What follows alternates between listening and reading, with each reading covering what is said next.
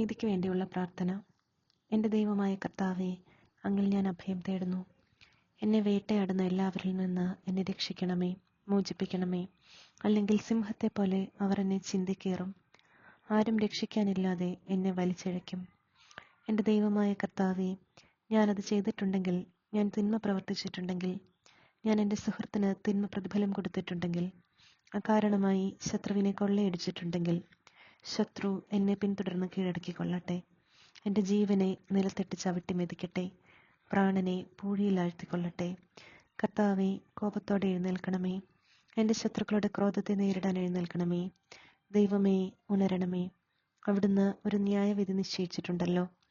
ജനതകൾ അങ്ങയുടെ ചുറ്റും സമ്മേളിക്കട്ടെ. അവർക്ക് മുകളിൽ ഉയർന്ന സിംഹാസനത്തിൽ അവിടുന്ന് ഉപവിഷ്ടനാകണമേ. കർത്താവ് ജനതകളെ വിധിക്കുന്നു. കർത്താവെ, എൻ്റെ നീതിനിഷ്ഠയ്ക്കും സത്യസന്ധതയ്ക്കും ഒത്തവിധം എന്നെ വിധിക്കണമേ. നീതിമാനായ ദൈവമേ, മനസ്സുകളെയും ഹൃദയങ്ങളെയും പരിശോധിക്കുന്നവനെ, ദുഷ്ടരുടെ തിന്മയ്ക്ക് അറുതി വരുത്തുകയും നീതിമാന്മാർക്ക് പ്രതിഷ്ഠ നൽകുകയും ചെയ്യണമേ. ഹൃദയനിഷ്കളങ്കതയുള്ളവരെ രക്ഷിക്കുന്ന ദൈവമാണ് എൻ്റെ പരിച. ദൈവം നീതിമാനായ ന്യായാധിപനാണ്. അവിടുന്ന് ദിനം പ്രതി രോഷം കൊള്ളുന്ന ദൈവമാണ്. മനുഷ്യൻ മനസ്സ് തിരിയുന്നില്ലെങ്കിൽ അവിടുന്ന് വാളിന് മൂർച്ച കൂട്ടും.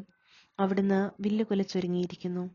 അവിടുന്ന് തൻ്റെ ശരങ്ങളെ തീയമ്പുകളാക്കി മാരകായുധങ്ങൾ സജ്ജമാക്കിയിരിക്കുന്നു.